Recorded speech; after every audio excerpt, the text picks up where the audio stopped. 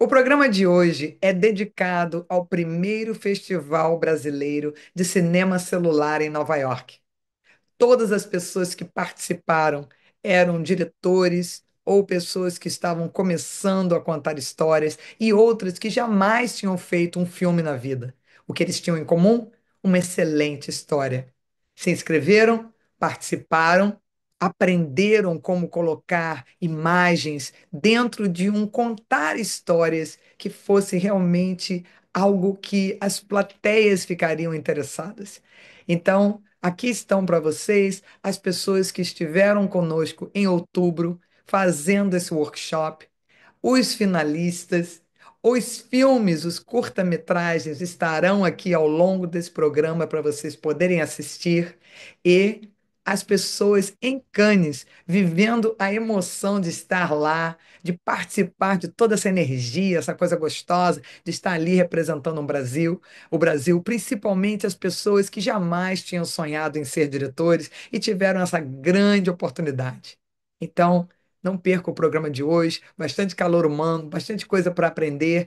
E no final, como você, que também tem uma excelente história, pode participar no concurso 2025.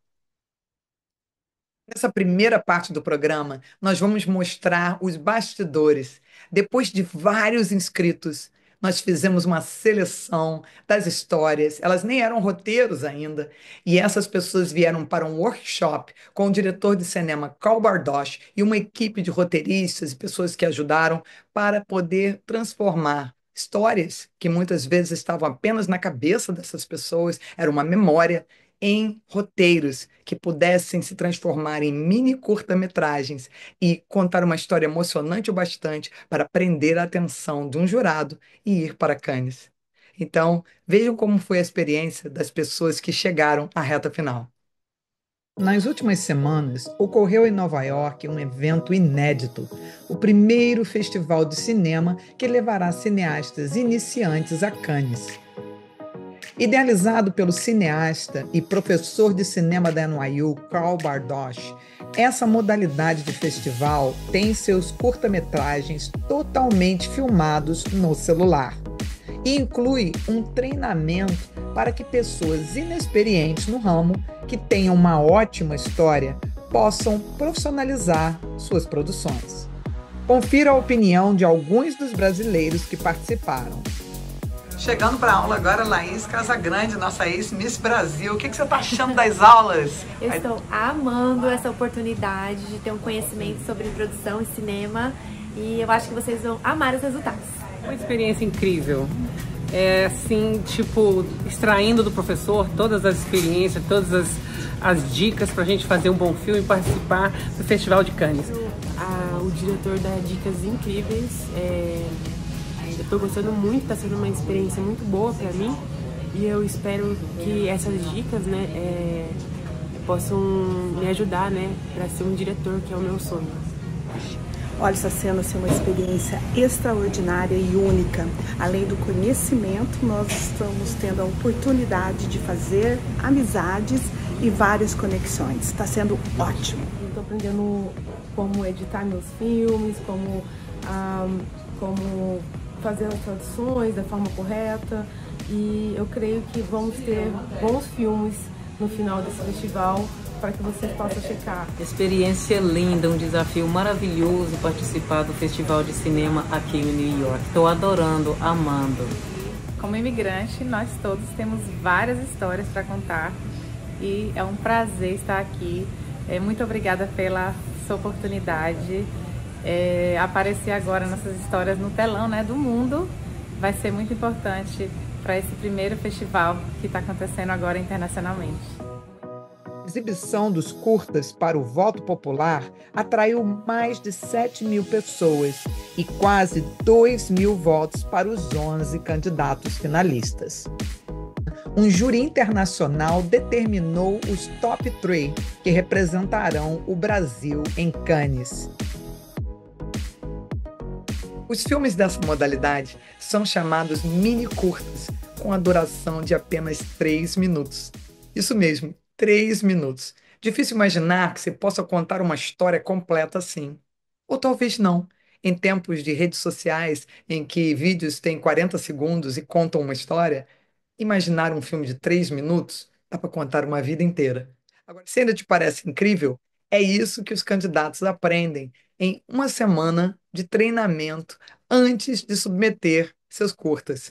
Aprender a transformar, às vezes, uma história de uma vida inteira nesses 3 minutos da essência da coisa, de algo que vai prender a atenção da audiência e que vai emocioná-los ou levar uma mensagem, algo que vai contar realmente o que é mais importante e da forma que vai cativar aquela audiência. Fique até o final se você tem uma ótima história e gostaria de participar no futuro. Agora, os 12 finalistas.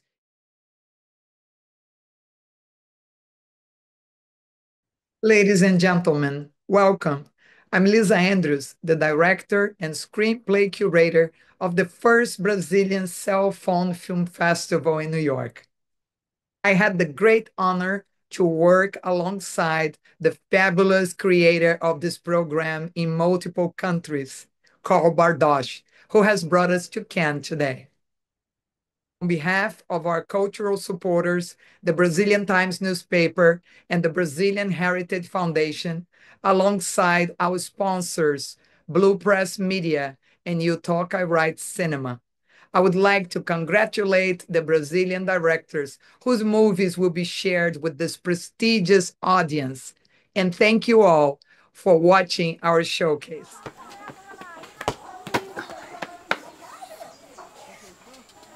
Eu comecei a lembrar do tempo de criança, quando minha mãe ia para a roça, levar no balai. Então comecei a fazer algumas pesquisas sobre os utilitários que eram carregados na cabeça. De fato, eu queria mostrar o que carregavam na cabeça. E foi onde eu comecei a passar uma cena na minha cabeça de momentos que eu tive com a minha mãe, ainda quando criança, dela ir para a roça. Às vezes a gente ia ali na cacunda dela, ela carregando alguma coisa na cabeça. Foi onde eu decidi trazer isso para as minhas pinturas.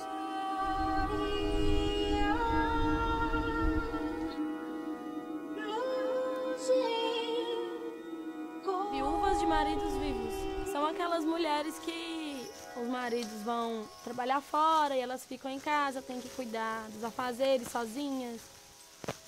Eu conheço famílias que saem para trabalhar, ficam lá 11 meses, voltam, ficam aqui 25 dias e ficam embora de novo. Acontece dele sair, a mulher logo descobrir que está grávida e quando ele chega, a criança já nasceu. Foi na primeira noite que ele chegou, aí meu menino danou chorar. Quando eu fui ver, o menino estava com medo dele dentro de casa. Porque o menino tinha acostumado só comigo. E aí, sabe, é até triste a gente pensar. O filho desconhecer o pai, né, por causa do serviço, né, que ele tinha que trabalhar fora. Então, assim, sabe, é muito, muito pesado.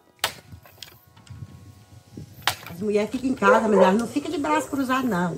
Elas ficam cuidando da roça e ficam cuidando da educação dos filhos também.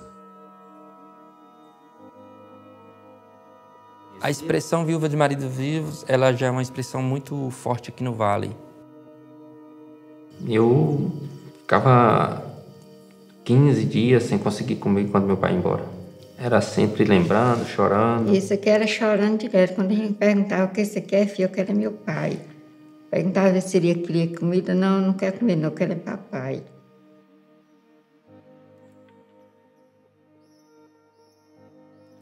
Isso aqui, quando ele era pequeno, só gostava de mexer com barra, fazendo arte.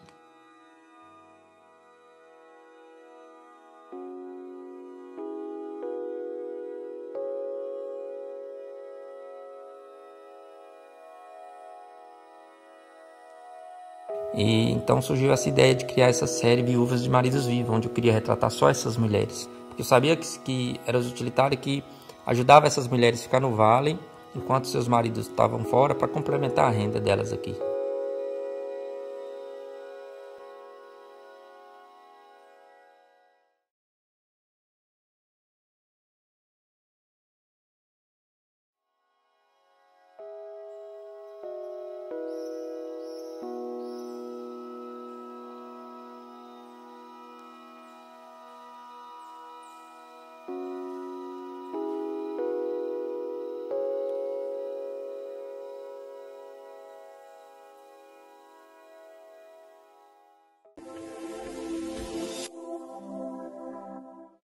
Andréia é fisioterapeuta, trabalha com crianças atípicas, mas nem ela poderia imaginar que a sua profissão lhe traria desafios, alegrias, que ela seria capaz de ajudar tantas crianças.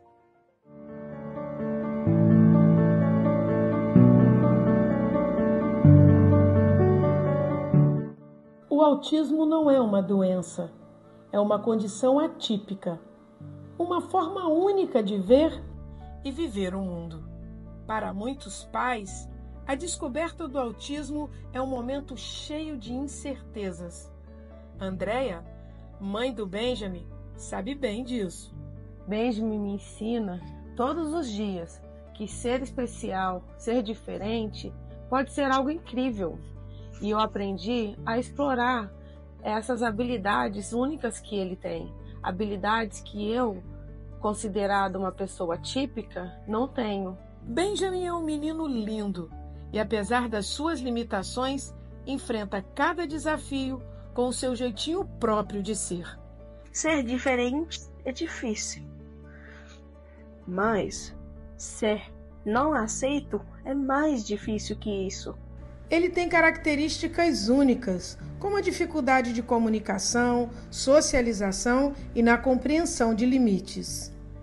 Muitas vezes, os gestos agressivos assustam, e para quem não conhece a condição, estar ou conviver com o autista gera medo. Estes desafios podem tornar o cotidiano difícil, exigindo paciência e compreensão. Mas nada disso diminui o amor daqueles que cuidam do Ben. O amor de mãe, especialmente, não conhece limites. Andréia e Ben vivem o autismo com amor, desafios e superações. Cada passo é uma vitória. Cada sorriso é um motivo para acreditar que o respeito e a compreensão podem transformar o mundo. Ben é autista, sim. Tem uma capacidade musical extraordinária e é através da música que esse menino de apenas 12 anos quer ajudar outras pessoas. Quero ajudar as pessoas que são diferentes e não são aceitos nesse mundo. Fazer música para eles escutar, para eles gostar. Para qualquer pessoa gostar, especial ou não, diferente ou não, aceitar ou não. Que a história da Andréia, que viu no seu filho Benjamin a oportunidade de ajudar outras crianças, possa nos inspirar cada dia mais.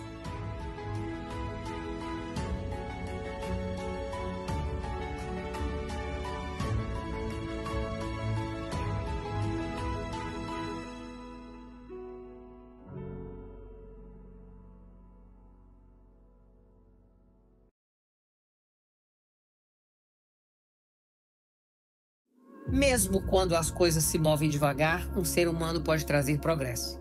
Nasci em Brasília e cresci dentro daquela grande construção liderada pelo meu padrinho Juscelino Kubitschek, então presidente da República. Ele me trouxe um senso progressista, assim como todos que ali estavam participando naquele projeto gigantesco. Nos anos 90, a situação econômica mudou no Brasil. E o que me levou à decisão crucial de deixar minha terra amada e emigrar para os Estados Unidos. Uma decisão muito triste por deixar para trás tudo que eu acreditava ser o melhor exemplo de vida no mundo do progresso e da visão política estável. A vida na América foi o oposto do que deixei para trás. Uma solidão acompanhada de muito trabalho e um esforço sobrenatural para aprender quem era essa grande América do Norte. Transformei a dor da saudade e o cansaço em esperança, sem olhar para trás e sem me arrepender do que ficou por lá. Divorciada com 3 filhas pequenas, trabalhando 14 horas por dia e ainda me voluntariando aos finais de semana, foi um enorme desafio. Meu querido mentor me ensinou como uma mulher estrangeira ultrapassaria as portas fechadas, os muitos nãos e venceria uma competição injusta no mundo predominante masculino. Meu voluntariado no FBI e na ONU seria uma lição de ética, profissionalismo, além de me fazerem entender que para crescer na América, eu teria que viver o sonho americano. Hoje sou uma líder comunitária, proprietária de um grande escritório de advocacia, além de mentora de profissionais recém-chegados à América que querem atuar neste mercado. Ajudo milhares de imigrantes a entender como imigrar e investir nos Estados Unidos. Concorri até mesmo ao Senado Federal americano buscando a transformação e direitos mais justos para todos. Mal sabia eu que desde os meus dias em Brasília, eu estava sendo construída para estar aqui hoje, ajudando a nossa gente. Espero que minha jornada tenha me tornado e me preparado para fazer progresso aos brasileiros daqui, que tanto amo.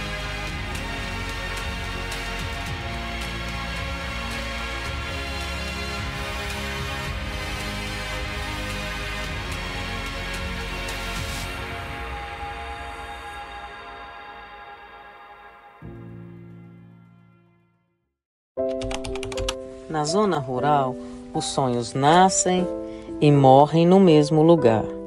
O sonho do meu pai era ter um Fusca e ter um teto que fosse dele. Trabalhou a vida toda e nunca conseguiu. Muitos ao meu redor se enraizaram naquelas terras, mas eu logo descobri que os meus sonhos precisavam de mais adubo. Vendo que a terra não dava, aos 11 anos me ofereci de doméstica nas casas de classe média. Para mim, eles eram ricos, e quem sabe ali eu não cresceria. Mas os 11 anos se tornaram 15, e logo eu vi que a limpeza era algo que ninguém queria fazer, e que não se pagavam bem. Até que num desses empregos mal pagos, onde tinha revista, vi a foto de uma casa americana. Vi empregadas domésticas em uniformes elegantes, e descobri onde meus sonhos poderiam morar. Na América, fui direto trabalhar em limpeza. Observei o padrão do serviço oferecido e fui fazendo cada vez melhor. Fui notada e assim consegui bastante trabalho. Treinei e contratei outras mulheres para me ajudar. Um ano depois, tinha meu próprio negócio. Hoje a América é meu lar. Vejo os bens que conquistei, o bem-estar que proporciono à minha família, e com os mesmos sacrifícios que fazia antes, com mérito que eu nunca teria alcançado em minha terra natal. Feliz que meus pais não morreram sem curtir os pequenos luxos que faço questão de compartilhar com eles. Mas me pergunto, como uma terra tão linda e fértil como a minha deixa seus cidadãos partirem, deixando os sonhos dos que ficam morrerem. Me sinto grata, ex-menina da roça, para com a pátria do meu coração, e honro a que, sem ter me gerado, foi verdadeira mãe para mim.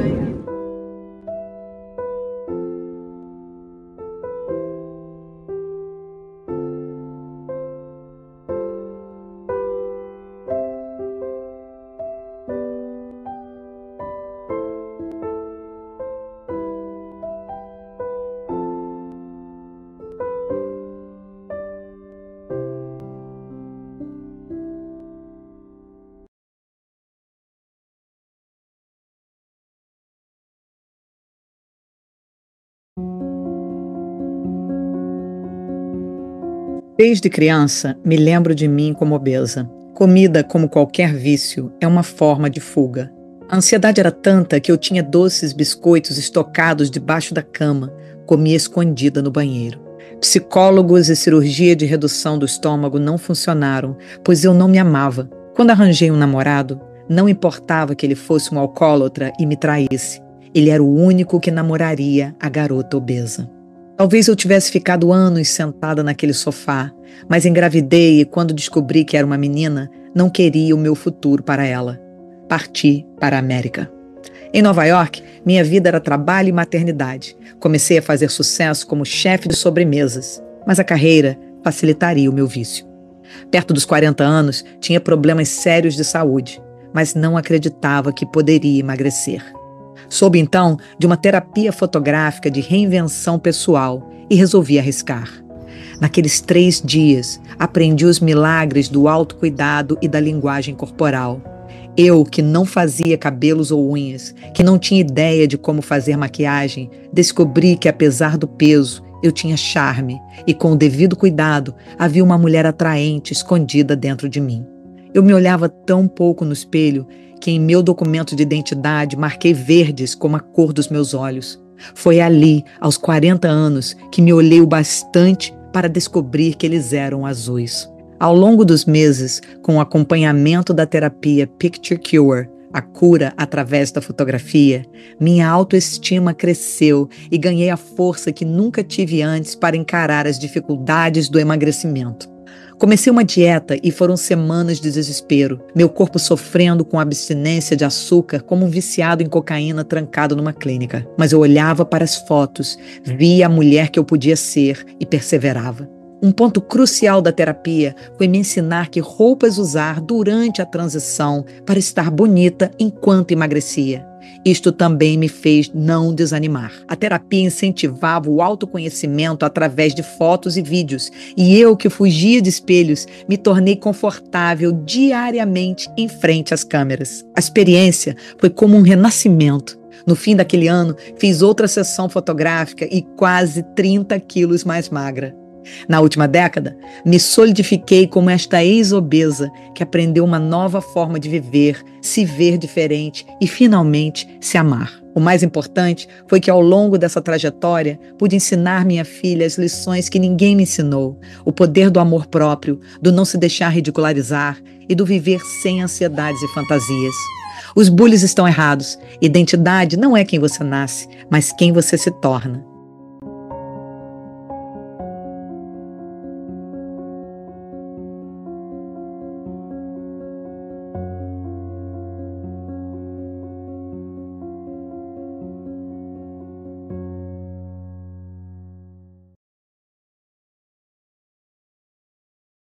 Era uma vez uma mulher chamada Vera, e o seu sonho era ser mãe. Um belo dia, Vera deu à luz a um casal de gêmeos, Vinícius e Luísa. Luísa é uma menina encantadora, gosta de cantar e é muito falante. E Vinícius gosta de ficar sozinho, brincando com as suas mãos. Em um dia, numa consulta médica, Vera descobriu o autismo de seu filho. Ela entrou em desespero, não sabia o que fazer, chorava. E se passaram longos 3 meses, até que um dia Vinícius viu a sua mãe chorar, passou a mão em seu rosto e deu aquele belo sorriso. Neste momento, Vera percebeu que mesmo com autismo, o seu filho era feliz e ela perguntou: por que eu choro? Por que eu estou tão triste? Então, foi em busca de respostas e de como ajudar o seu filho. Em meio às buscas, Vera ganhou conhecimento, notou que não era a única a passar por isso. Existiam muitas famílias iguais a dela. Um belo dia, com seus pensamentos, Vera decidiu reunir mães para um chá e conhecer um pouco mais como elas viviam. Desse dia em diante, ela teve a necessidade de compartilhar a experiência vivida e estar em família. Entre um chá e outro, em uma bela tarde de conversas, ao ver o pôr do sol, Vera imaginou um lugar aconchegante, cheio de magia, onde pudesse reunir as famílias, as crianças pudessem brincar e as conversas serem mais agradáveis, pois esse lugar estaria cheio de amor. Assim surgiu o nascimento da GAFA USA Inc., grupo de apoio às famílias com filhos com autismo. No finalzinho da tarde, a música soava pela GAFA, cada criança com seu instrumento. Piano, pandeiro, chocalho, violão, violino, flauta e belíssimas vozes. E a música encantava todos que lá estavam. E os dedinhos, que antes estavam atrofiados, está pintando lindos quadros, pássaros, árvores, flores, e assim estavam decorando a sua casa. Entre palestras e festa também tem o dia da história, onde os familiares sentam um ao lado do outro para ouvir aquele conto. E com o que foi aprendido, o que antes ficava escondido, hoje já é visto andando pela cidade. O que antes as pessoas achavam diferente, hoje já não é mais. O amor transforma pessoas e mostra do que elas são capazes. E assim, a GAFA segue o seu caminho. Era uma vez.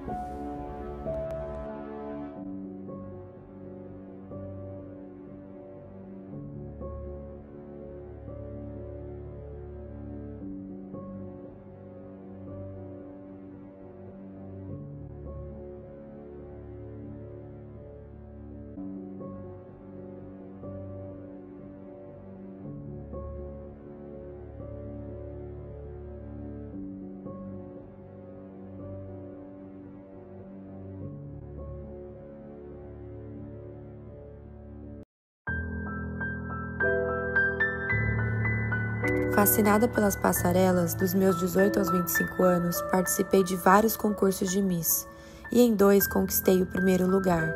Alta, magra, cabelos lisos, eu era sinônimo do padrão de beleza da época. Agora, aos 35, os sinais da idade já aparecem. Eu controlo o que posso.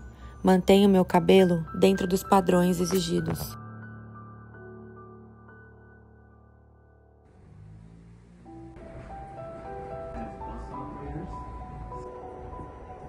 Todos os dias eu lavo e seco meus cabelos antes de dormir. Isso facilita minhas manhãs quando domo um liso impecável.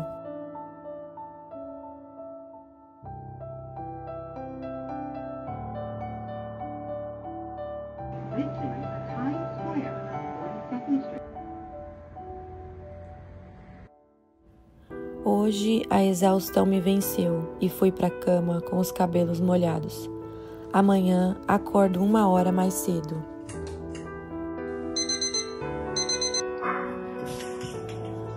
Perdi a hora. Há anos não vi o meu cabelo natural e não me reconheci. Mas era cabelo feio ou perdi a minha entrevista. Cheguei na entrevista nervosa e insegura, me achando mal arrumada, mas respirei fundo e pela primeira vez em muito tempo ignorei minha aparência. Fui contratada. O dia foi cheio de mensagens, e não só pela conquista da vaga, mas pelo meu novo visual. Decidi aceitar meus cachos, mas eu precisava de uma ajuda profissional. Encontrei um salão especializado em cabelos naturais. E lá aprendi tudo que uma mulher cacheada precisa para exalar sua verdadeira beleza. Foi incrível descobrir que meu cabelo, do jeito que nasci, tinha tanto potencial. Aceitando essa parte de mim, aceitei outras e superei inseguranças moldadas por mais de 10 anos vivendo à sombra da Miss Brasil, permitindo que a sociedade me dissesse quem eu deveria ser. Hoje eu amo os meus cachos e sei que posso inspirar outras mulheres ao meu redor a descobrir suas melhores versões também.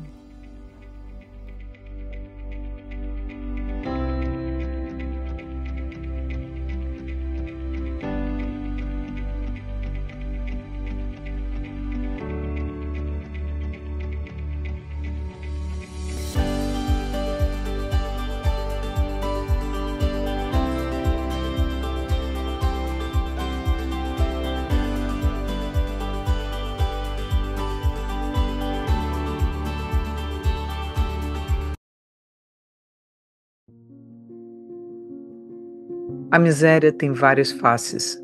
Pensamos em fome, em falta de moradia e vestimentas, em guerra e isolamento.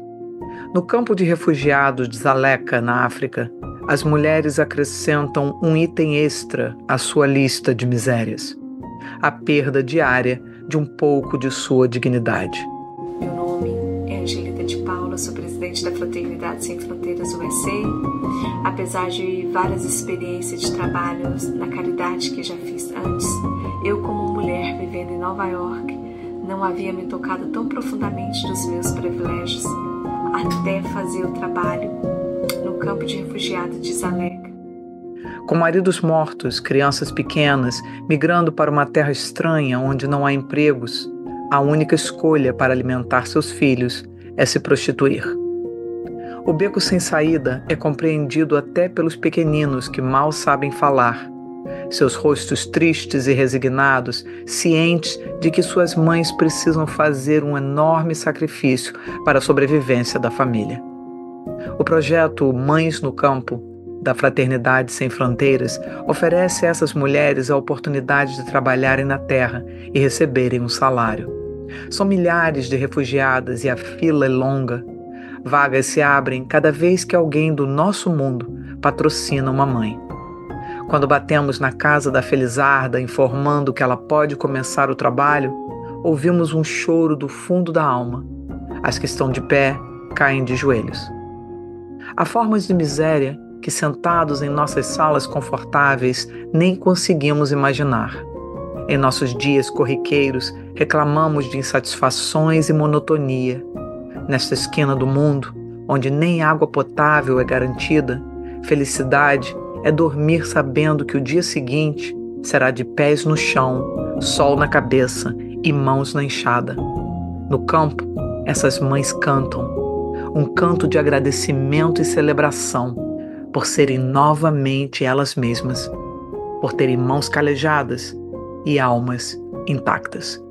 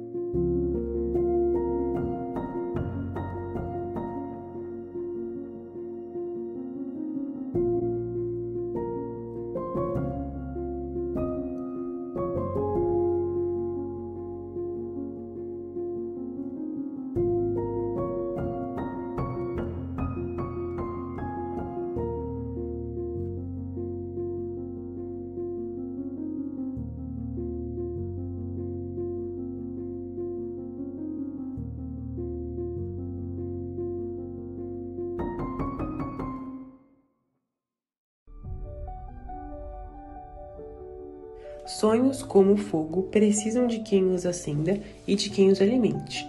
Foi no calor da brasa que os sonhos do meu pai se acenderam. Desde pequeno, ele sentia o cheiro da fumaça e o som do fogo, como se o churrasco fosse mais que carne e tempero. Quando jovem, ele se tornou o churrasqueiro da turma e sonhava em ser campeão nacional de churrasco, mesmo antes dessa modalidade existir no Brasil. Mas a vida colocou obstáculos. Ele precisava priorizar sua clínica veterinária e cuidar da família. Sem as credenciais necessárias para competir, ele aprendeu por conta própria com vídeos, tentativas e erros. Muitas vezes, o dinheiro que precisava para os equipamentos ia para a clínica ou para casa. Mesmo assim, ele seguia em frente, inovando nos temperos e técnicas para impressionar os jurados. Viajou para diversas competições, mas sempre com as preocupações com a família. O maior desafio, no entanto, foi o câncer de língua, a última coisa que um chefe poderia enfrentar. Mas ele não desistiu. O tratamento pausou seu sonho, mas não o apagou. Sua recuperação foi tão rápida que surpreendeu aos médicos, e logo ele estava de volta com ainda mais determinação. Quando o Brasil realizou o primeiro campeonato nacional de churrasco, ele finalmente venceu. Após me tornar campeão, minha carreira decolou. Eventos, celebridades, programas de TV, prêmios no exterior, mas o verdadeiro troféu foi ver como minha luta inspirou os sonhos do meu filho. Desde pequeno, ele se perdia nas luzes dos filmes, mas não se contentava apenas em assistir, queria entender os bastidores. Quando perguntavam para ele o que ele queria ser quando crescesse, ele respondia: Steven Spielberg. Para sua formatura, dei-lhe um cheque para uma viagem ou um carro usado. Mas ao contrário dos colegas, ele usou o dinheiro para montar seu próprio estúdio. Fiquei orgulhoso, ele estava se preparando para a faculdade de cinema. Então veio o desafio, um festival de cinema em Nova York, que poderia levá-lo a Cannes. O problema é que moramos no Brasil e não tínhamos um tostão. Mesmo assim, ele submeteu seu filme e foi aprovado. Sem desistir, ele começou um intensivo de inglês e aprendeu os programas necessários. Orgulho de lado, fizemos rifas, empréstimos, o que fosse necessário.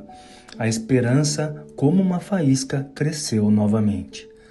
Com o fogo incessante da determinação que pai e filho lutam por seus sonhos.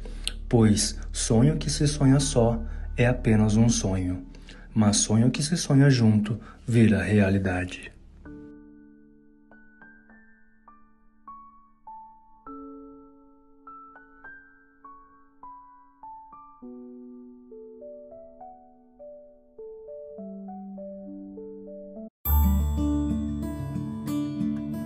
Superpoderes são privilégios só de super-homens e mulheres maravilha?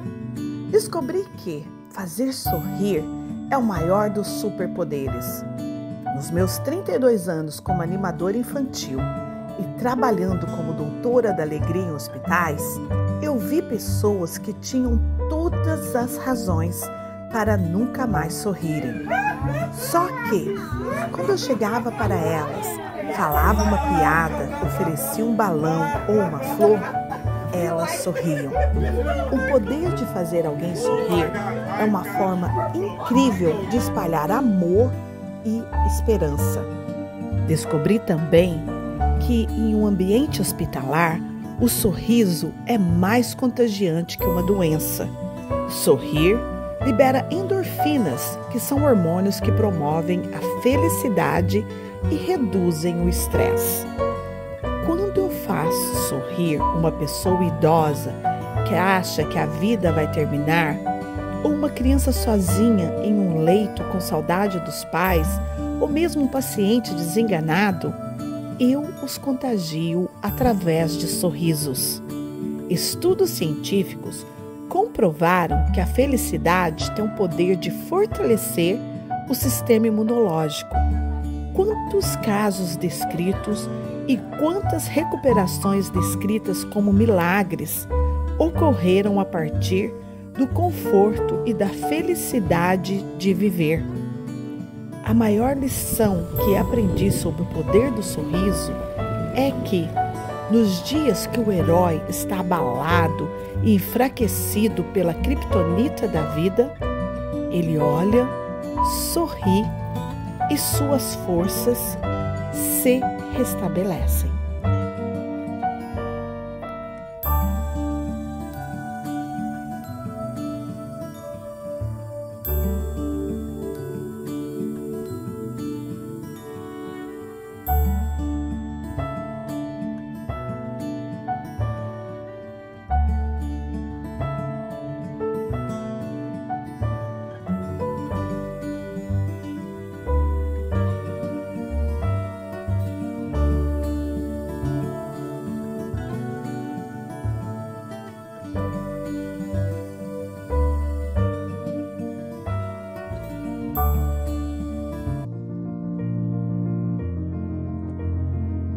Uma mulher pode retomar seu poder empoderando outras.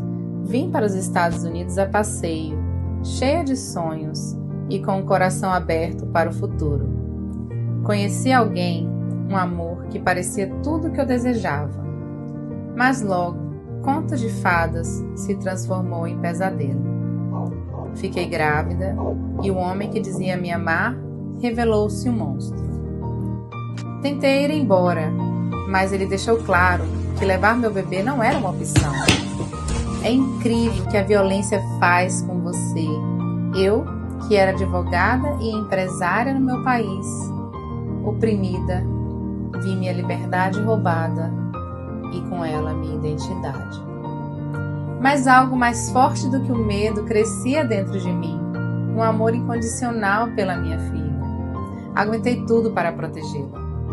E até consegui ter esperança de que as coisas melhorariam quando ela nascesse.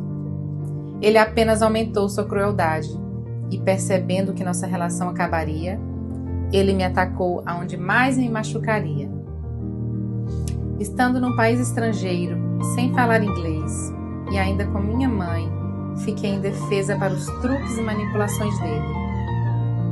Perdi a custódia da minha filha e acabei vivendo nas ruas. Encontrei apoio em comunidades que não esperava.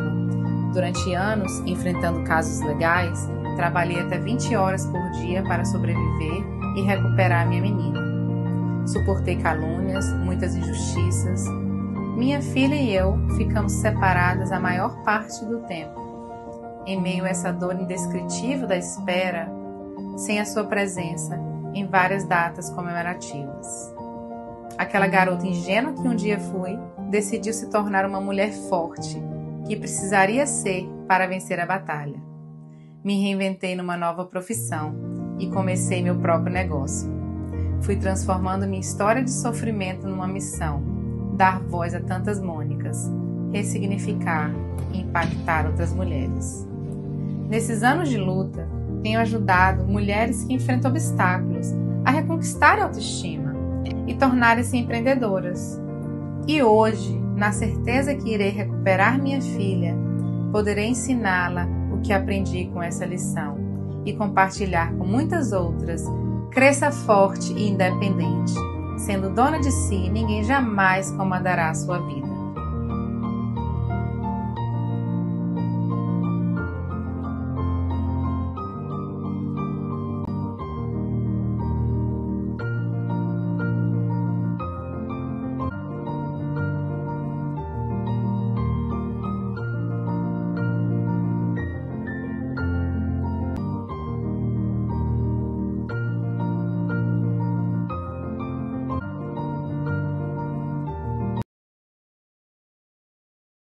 Somos obcecados pela verdade, mas será que vale a pena?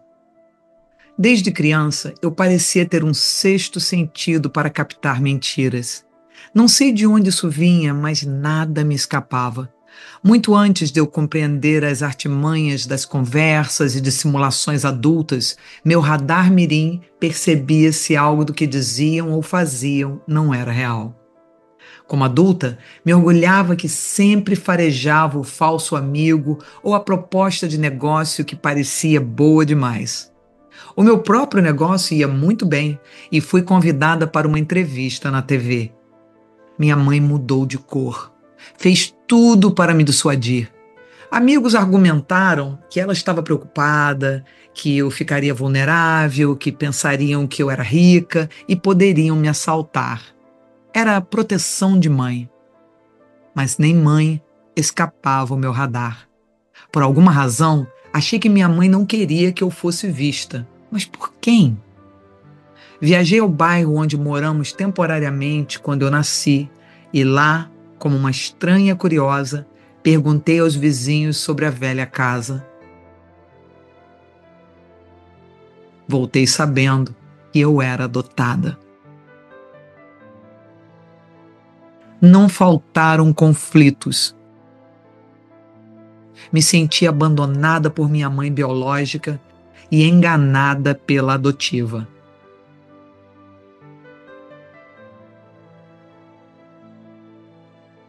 Viajei para outros destinos, conheci meus pais verdadeiros e ouvi de primeira mão os motivos de cada um. Raiva passada e erros perdoados, pensei na vida que tive e na que poderia ter tido se, quando pequena, tivesse descoberto a verdade. Hoje, tenho 2 mães que amo e mudei de opinião. A verdade é poderosa, mas nem sempre benevolente. No momento errado, ela pode até mesmo ser fatal.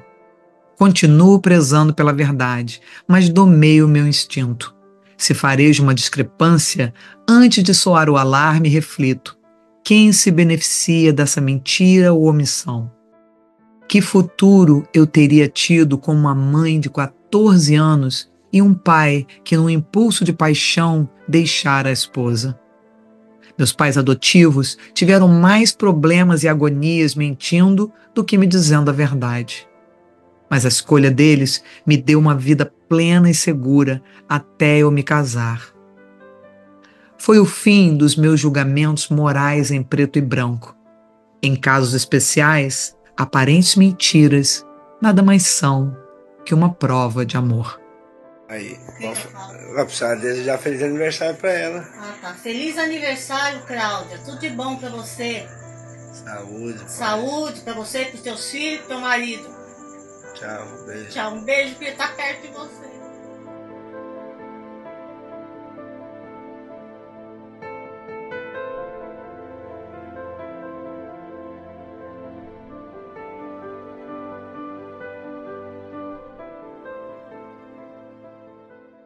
Esse mês tivemos o evento maravilhoso em Cannes, finalizando o concurso que aconteceu em Nova York em outubro passado. E agora vamos falar diretamente com os diretores que estão em Cannes. Eu vou começar com a Angelita de Paula. Angelita, conta pra gente como é que estão as coisas aí em Cannes e como que está sendo participar desse concurso maravilhoso e você estar aí ao vivo agora com toda essa energia. Direto aqui de Cannes para representar a Fraternidade Sem Fronteira, um projeto que eu amo. Aí contar a experiência vivida na África, especialmente no projeto do Malau, que é as Mães do Campo. Hoje a gente está aqui em Cannes para mostrar, construir essa ponte de corações para as pessoas realmente ver a realidade das mamãs nos campos de refugiados. A advogada e consultora internacional Shirley Maya Cusick fez um filme sensacional sobre mulheres e o poder. Fala pra gente, Shirley, como foi esse filme e como é estar aí em Cannes falando sobre mulheres, empoderamento de mulheres. Fala pra gente sobre a sua experiência. Olha, é uma emoção muito grande estar aqui em Cannes. É incomparável, você não pode imaginar. Uma mulher empoderada, quando ela quer, ela faz, ela acontece. E graças a você, ao professor Bordock, nós vamos apresentar os nossos vídeos. O segundo lugar foi para a diretora Cláudia de Lima, com uma história pessoal muito emocionante. Estão em Cannes agora seus 2 filhos para representá-las. Falem para gente como é representar a sua mãe num evento tão sensacional. Hello everyone, my name is Mark de Lima, and this is my brother Philip de Lima. We'd just like to say that we're very grateful to be here in the beautiful city of Cannes. And this is an experience that we'll remember for a lifetime. We're here to represent my mom, Claudia de Lima. Her movie is about her experience as an adoptee in Brazil. Our intention with this movie is to shed light on issues that adoptees may face. It's also noteworthy that my mother's an immigrant from Brazil to America. And we just want to show that immigrants can sometimes be the best part of a society and they contribute a lot to a society instead of take from a society. Vera Santana é a presidente da GAFA, uma fundação para ajudar autistas e suas famílias. Vera, seu filme maravilhoso sobre essa história, a descoberta do seu filho autista e como ajudar outras mães, comoveu os jurados. Você pode falar para a gente um pouquinho sobre como é estar agora em Cannes, representando o Brasil, né, com essa história maravilhosa? Hi, Isa. Estou aqui em Cannes, estou amando. É maravilhoso. Muito obrigada por essa oportunidade de trazer a GAFA, de contar a história de meus filhos, representar muitas famílias. Muito obrigada. Estou encantada. E agora, diretamente de Cannes, a equipe do diretor Diego Kelman vai falar sobre o filme Viúvas de Maridos Vivos, uma história que trouxe muito interesse, principalmente dos estrangeiros que não conhecem essa realidade brasileira, e esse filme está sendo muito bem falado e agora está nessa mostra em Cannes. Fala pra gente como é estar aí representando o Brasil com uma história tão típica. Oi, Lisa, eu estou muito feliz de estar aqui pela primeira vez nesse festival, que é o maior festival do mundo, e trazendo o nosso documentário Viúvas de Maridos Vivos, que conta a história da minha família. Eu estou vendo pelos corredores desse festival que o marché do filme, a gente vê que é a engrenagem do Festival de Cannes, é onde tudo acontece e a gente precisa mostrar um pouco de tudo que está rolando por aqui. Então, para mim é muito gratificante ter a oportunidade de estar aqui, pisar nesse espaço onde acontece o que a gente vê nas telas. É aqui que tudo acontece e vai para o mundo. Então, ter a oportunidade de ter a nossa história do Vale de Jequitinhonha, em especial a minha família, contando, mostrando o retrato, na verdade, do que é o Brasil e que acontece nesse espaço, nesse território que é o Vale de Jequitinhonha, Minas Gerais, é muito importante. Tenho certeza que muitas pessoas, não somente no Brasil, mas pelo mundo, vão se identificar, porque essa história, ela precisa ser contada. E estar aqui, tendo a oportunidade de mostrar essa realidade nossa do Vale de Jequitinhonha, que na verdade é o Brasil, é muito especial. Este ano, em Cannes, o Brasil foi também o país homenageado. E com isso, os 12 finalistas foram convidados a expor seus filmes no festival especial em que os 3 brasileiros estavam concorrendo com outros candidatos que fizeram filmes na mesma modalidade de países como a Rússia, Índia, China e outros. My mother and my father was there to construct, to build the city, and by accident, I became the goddaughter of that president with vision to transfer the capital from Rio de Janeiro to Brasilia, the center of the country.